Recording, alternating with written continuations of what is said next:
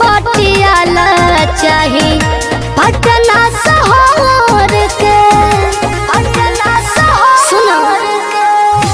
बलिया के बाला बिंदिया लोल्हा बक्सर से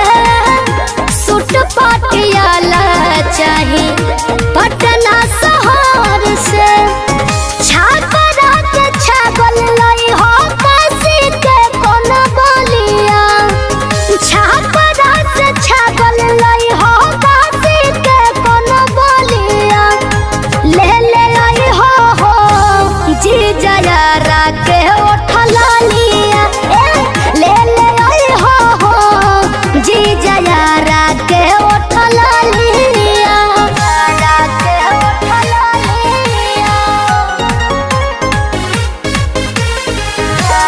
के उठला लिया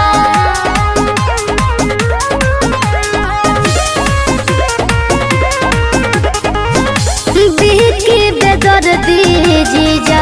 बतिया जने भूलाई हो नाक के नथुनिया किनके नाला